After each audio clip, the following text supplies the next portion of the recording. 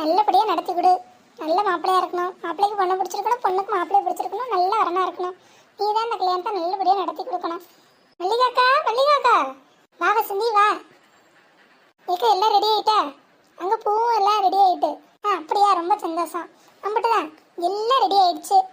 வர மாப்பிள்ளை வீடு நமக்கு ஒத்து வரணும், நம்ம அவங்களுக்கு ஒத்து வரணும், எல்லாம் சரியா நடந்து வரணும். அதான் கடவுளை வேண்டிக்கிட்டு இருந்தேன். ஒன்றும் கவலைப்படாதீங்க, எல்லாம் நல்லபடியா நடக்கும். ஆமா ஆமா, நானும் அந்த நம்பிக்கையில தான் இருக்கேன்.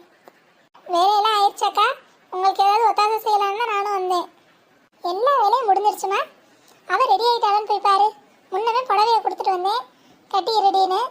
என்ன பண்ணிட்டு இருக்கான்னு தெரியல, நீ கொஞ்சம் போய் பார்த்துட்டு வரியா? சரிக்கா.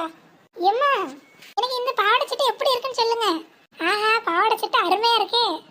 ஏண்டி உன்னைய பொண்ணு பார்க்க வராங்க, பரீட்சைக்கு புத்தகத்தை எடுத்து படிடீன்னு இப்படி பாவாடை சட்டையை மாட்டிட்டு வந்து நிற்கா. ஏம்மா, அக்காவை பொண்ணு பார்க்க வந்தாலும் நான் நல்லா ரெடியாக வேணாமா? அதான் தீபாவளிக்கு எடுத்து பாவாடை சட்டையை போட்டுட்டேன். சரி சரி, நல்லா தான் இருக்கு. போய் அக்கா ரெடி ஆகிட்டாலான்னு பாரு. பூ எடுத்து தலையில வைக்க சொல்லு. அதெல்லாம் சித்தி அவ கூட தான் இருக்காங்க. சித்தி புடவை கட்டி விட்டுட்டு தான் இருந்தாங்க, நான் அப்புறம் தான் வந்தேன். அப்படியா, உமா அங்கே தான் இருக்காளா? ஆமாம் ஆமாம், உமா சித்தி தான் அக்காவை ரெடி பண்ணிட்டு இருக்காங்க. சரி சரி, நீ வாசல்ல மாப்பிள்ளை வீட்டுக்காரங்க வராங்களான்னு பார்த்துட்டு நில்லு போ. சரி வசந்தி, நீ போய் அவ ரெடி ஆகிட்டாலும் பாரு. இந்த காஃபி மட்டும் தான் போடணும். பாலை சூடு பண்ணி வச்சுட்டேன்னு வையேன், அவங்க வந்தோடனே காஃபியை போட்டுடலாம். சரிக்கா, நான் பார்த்துக்கிறேன், நீங்கள் வேலையை பாருங்க. மாப்பிள்ளைக்கு ப்ரூ தூள் பிடிக்குமா சன்ரைஸ் பிடிக்குமான்னு தெரியலையே. சரி, நம்ம ப்ரூவே போடுவோம். மல்லிப்பூ நல்லா பந்து பந்தா இருக்கு, எப்படி வச்சாதான் அழகா இருக்கு. சித்தி, என்ன நீங்களும் மற்றவங்க மாதிரி பேசுறீங்க? நான் தான் எனக்கு இந்த கல்யாணம் வேணான்னு சொல்றேன்ல, நீங்களும் அவங்களோட சேர்ந்துட்டீங்க, அப்படிதானே? அது அப்படி இல்லம்மா. அடடா, என் பேத்தி எம்பிட்டு அழகா இருக்கா. எல்லாம் என்னோட அலங்கார ஏற்பாடுகள் தான். எப்படி இருக்கா நம்ம பாப்பா? என் பேத்திக்கு என்ன, நல்லா அம்சமா அழகா நல்லா கல்யாணம் பண்ண மாதிரி இருக்காளே. இன்னும் நகை நட்டெல்லாம் போடலையோ? எனக்கு அதெல்லாம் ஒன்றும் வேணாம். நீ தான் நான் நல்ல புத்திமதி சொல்லி அவளுக்கு அந்த நகையெல்லாம் போட்டு விடணும். இப்போ எல்லா பிள்ளையும் வேணாம்னு சொல்லும். அப்புறம் சரி சரி கல்யாணம் ஆகி நல்லா வாழ ஆரம்பிச்சிருங்க. ஆமாம், நீங்கள் சொல்கிறது வாஸ்தவம் தான். நான் நகை நட்டெல்லாம் போட்டுவிட்டு கூட்டிகிட்டு வரேன். சரி. மணிமேகலை, இந்த பாட்டி அம்மாலாம் எது சொன்னாலும் நல்லதுக்கு தான் சொல்லுவோம். அதனால் மூஞ்ச கொஞ்சம் சிரிச்ச மேனிக்கு வச்சுக்கிட்டு வந்து மாப்பிள்ளை வீட்டுக்காரங்க முன்னாடி நில்லு, சரியா? இப்படி உருன்னு வச்சுக்கிட்டு நிற்காது. நல்ல இடம்லாம் நல்ல சம்மந்தம்லாம் தானாக வந்து அமையணும். உனக்கு அமைஞ்சிருக்கு, கெடுத்துக்காது, சொல்லிட்டேன். என்ன மணி, சிரிச்ச முகமாரு? போங்க சித்தி, எனக்கு உங்களையும் வர பிடிக்கல. ஏன் இந்த சித்தி என்ன பண்ண? நீங்களும் அவங்களோட சேர்ந்துட்டீங்கல்ல. அடி லூசி, நீ வேற. நான் எப்போதுமே போன் பக்கம்தான். படிக்கிற வயசுல கல்யாணங்கிறதெல்லாம் எனக்கும் பிடிக்காது. இதுக்கு நான் ஒரு ஐடியா பண்ணிட்டேன். மாப்பிள்ளை வரட்டும், ஓட வரட்டுறேன் பாரு. அப்படியா? உன் சித்தி இருக்கிற வரைக்கும் நீ எதுக்கும் பயப்பட வேணாம். உன் படிப்பு கெடாம இருக்கிறதுக்கு நான் கேரண்டி.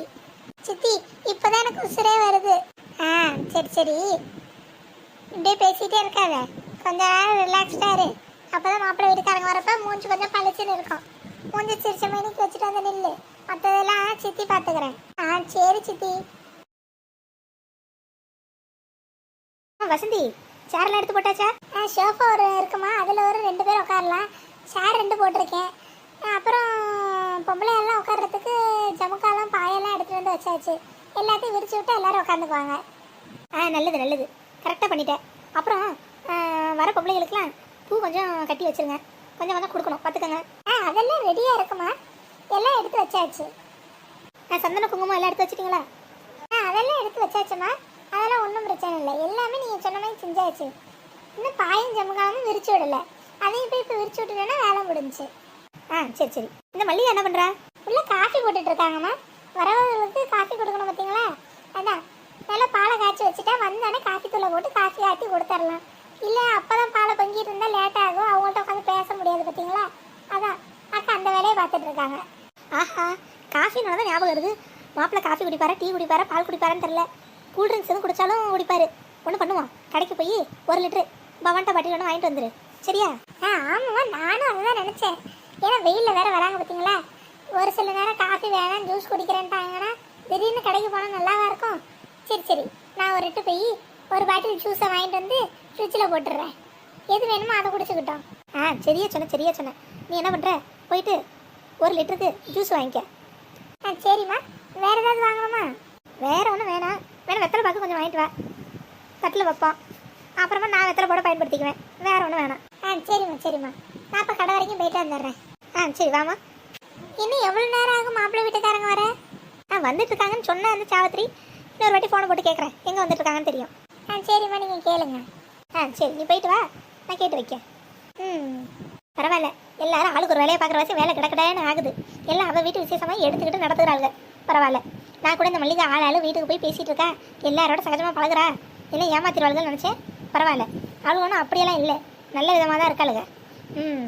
அடுத்த வீட்டு விசேஷமாக தான் இல்லை, தான் வீட்டு விசேஷம்னா எப்படி இருப்பாளுங்களோ அப்படி தான் நடந்துக்கிறாளுங்க. அது வரைக்கும் நமக்கு சந்தோஷம் தான். ஒரு வேலை மிச்சம்.